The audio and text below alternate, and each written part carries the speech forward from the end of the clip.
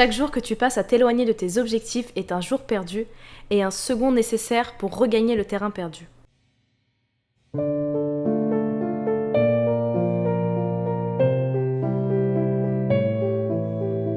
Je te souhaite la bienvenue sur ma chaîne YouTube qui parle de développement personnel pour d'une part atteindre ses objectifs et devenir la meilleure version de soi.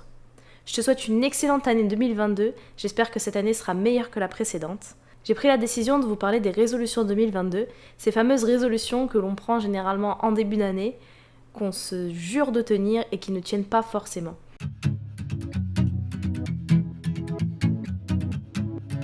Pour commencer cette vidéo, je vais te parler de la raison pour laquelle, en général, tu n'atteins pas tes objectifs à l'année. Si tu fais partie des rares personnes qui arrivent à les atteindre, félicitations, tu peux être fier de toi.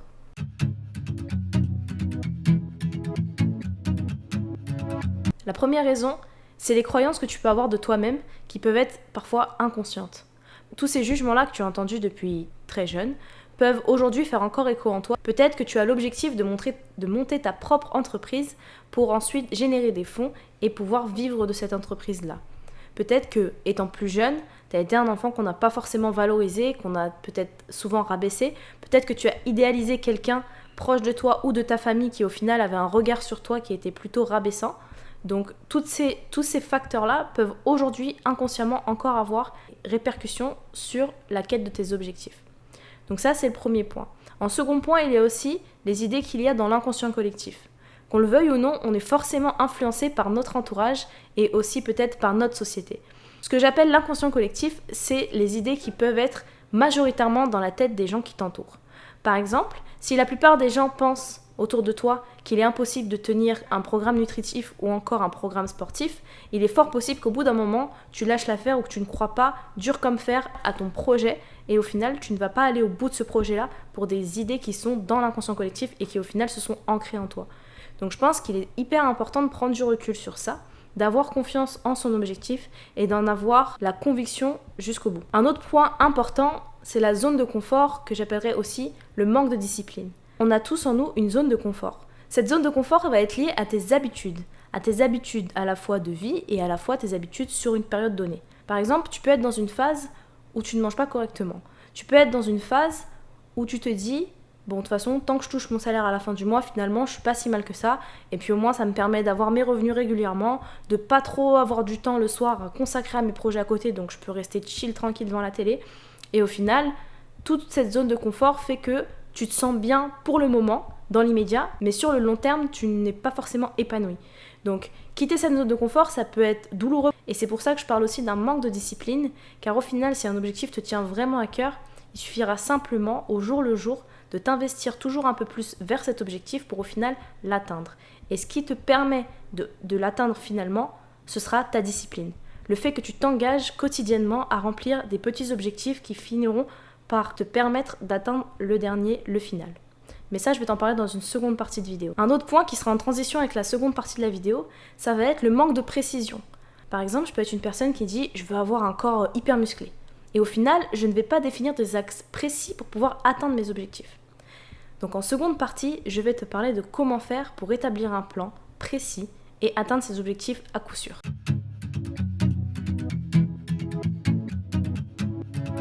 Premièrement, si dans tes résolutions 2022, tu as plus de 5 objectifs, essaye d'en prioriser un, maximum 2. Si tu te lances sur trop d'objectifs à la fois, tu risques de bâcler certains d'entre eux et de ne pas être pleinement investi dans l'un. Alors certes, tu pourras t'investir dans plusieurs de ces objectifs, mais au final, tu n'auras pas de résultat qualitatif puisque tu seras un peu trop éparpillé.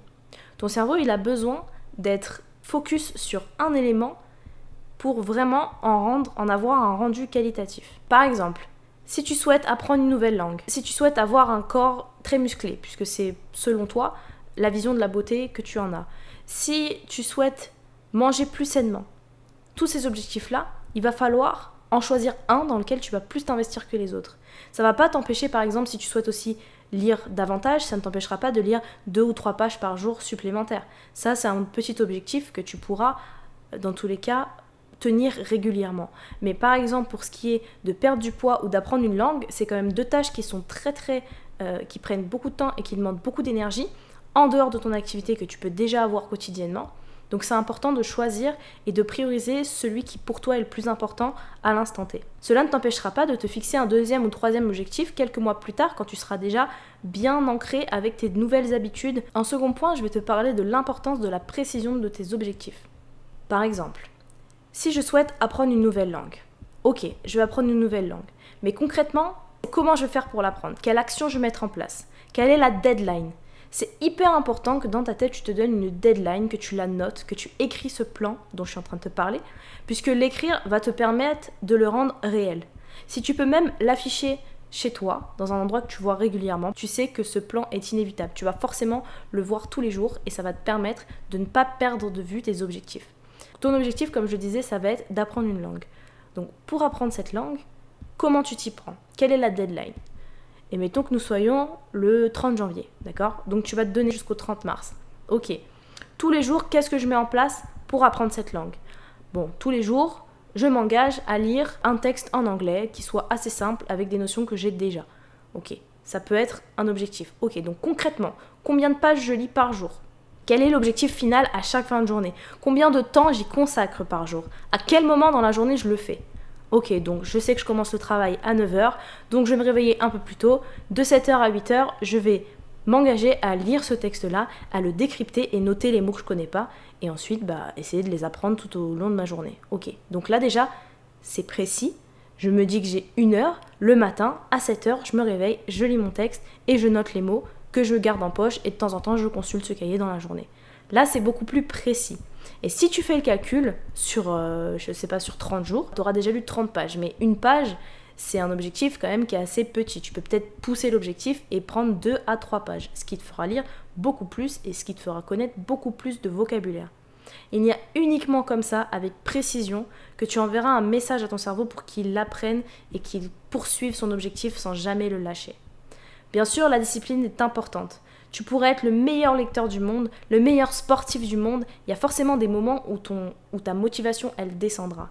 Même si tu adores faire du sport, que tu as envie de te sculpter un corps de rêve et qu'au final, il y a un jour où il pleut, où c'est pas trop ton jour, t'es pas trop d'humeur, tu risques d'avoir la flemme. Et là, il n'y a que la discipline de se dire, bon, je sais que j'ai cette heure-là, j'ai tant de temps, j'ai le temps de le faire, je me trouve pas d'excuses, je le fais, un point c'est tout.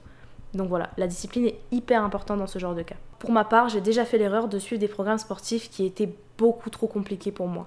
J'avais un petit niveau et j'ai voulu commencer d'un coup. Alors oui, je m'étais fixé 1 heure, je m'étais fixé un temps, je m'étais fixé un temps régulièrement, quotidiennement. Je savais que j'avais 1 demi-heure tous les matins si je me levais plus tôt pour faire mon exercice d'une célèbre youtubeuse que je suivais justement et qui donnait des programmes sportifs qui étaient assez conséquents.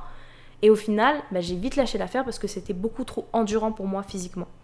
Donc je pense qu'il est important de se fixer des objectifs qui sont réalisables, quitte à les réaliser en plus de temps que ce que j'avais prévu à la base. J'aurais peut-être dû me dire, bon, je me donne 3 mois pour atteindre tel objectif, c'est pas un objectif qui est fou, mais au final, c'est mon niveau, moi je suis capable de ça en 3 mois. Et au final, au bout de 6 mois, j'atteindrai peut-être l'objectif d'une personne qui l'aura atteint au bout de 3 mois. L'essentiel, c'est d'avancer, c'est d'évoluer et de rester régulier. Car il n'y a qu'à travers les habitudes régulières qu'on atteint réellement des objectifs. Je vais m'arrêter là pour cette vidéo. Comme tu l'auras compris, les résolutions en début d'année, c'est une bonne démarche. Vouloir se fixer des objectifs pour avoir une année meilleure que ce qui a déjà été fait auparavant, c'est intéressant. Par contre, il ne faut pas oublier que les résolutions, c'est pas juste dire bon allez à partir de là je mange sain, à partir de là je vais faire du sport tous les jours, à partir de là etc. Non, il faut établir un plan, écris-le, note-le, rends-le visible. Si tu peux, si tu as le courage de faire ça aussi, chaque matin n'hésite pas à réciter ton plan, à réciter ton objectif, ça permettra à ton cerveau de s'en imprégner. En tout cas, je pense qu'on est tous capables de faire de grandes choses, on est tous capables d'atteindre des gros objectifs, mais il faut juste pas oublier d'être discipliné et de toujours avoir un plan précis qu'on garde en tête. Je te remercie d'avoir regardé cette vidéo, je te souhaite une très bonne soirée ou une très bonne journée en fonction de l'heure à laquelle tu regardes et je te dis à la prochaine. Ciao.